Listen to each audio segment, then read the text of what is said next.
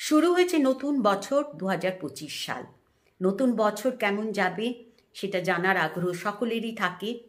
আমার বিচারে ১২টি রাশি লগ্নের জাতকদের এই বছরটা কেমন যেতে পারে তাই নিয়ে আমার আলোচনা শুরু করেছি। এর আগের ভিডিওতে রাশিচক্রের প্রথম ৩টি রাশি মেষ, বৃষ এবং মিথুন, এই ৩টি রাশি লগ্নের জাতকদের বছরটি কেমন যেতে পারে তাই নিয়ে আলোচনা করেছি। আজকের ভিডিওতে পরের ৩টি রাশি কর্কট, সিংহ এবং কন্যা, এই ৩টি রাশি লগ্নের জাতকদের এই বছরটি কেমন যেতে পারে তাই নিয়ে আলোচনা করব। নমস্কার, আমি জয়শ্রী, আপনাদের অনেক অনেক স্বাগত। বার্ষিক রাশিফলের ক্ষেত্রে যে বিষয়টির উপর বিশেষভাবে গুরুত্ব দেওয়া হয় সেই বিষয়টি হলো ৪টি স্লো মুভিং গ্রহের গোচর। এই ৪টি স্লো মুভিং গ্রহই কিন্তু এই বছর রাশি পরিবর্তন করছে।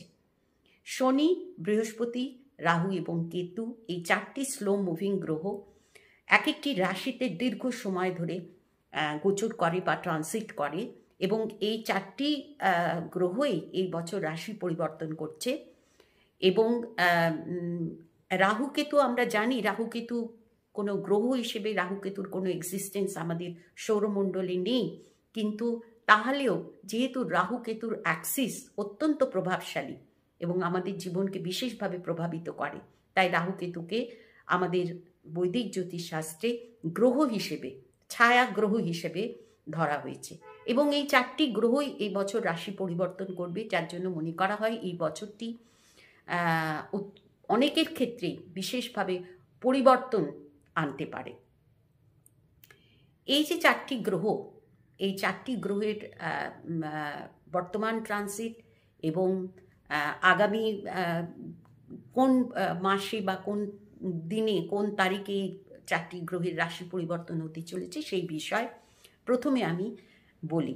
বৃহস্পতির কথা প্রথমে বলি। বৃহস্পতি বর্তমানে বৃষ রাশিতে বক্র গতিতে গোচর করছে এবং আগামী 4 ফেব্রুয়ারি বৃহস্পতি মার্গী হবে এবং এই বৃষ রাশিতেই গোচর করবে এবং বৃহস্পতি রাশি পরিবর্তন করবে আগামী 14 মে 2025-এ, অর্থাৎ বৃষ রাশি থেকে 14 মে বৃহস্পতি মিথুন রাশিতে প্রবেশ করছে এবং 18 অক্টোবর 2025-এ, আগামী 18 অক্টোবর বৃহস্পতি অতিচার গতিতে কর্কট রাশিতে প্রবেশ করবে এবং 11 নভেম্বর বৃহস্পতি এই কর্কট রাশিতে বক্রগতিতে গোচর শুরু করবে এবং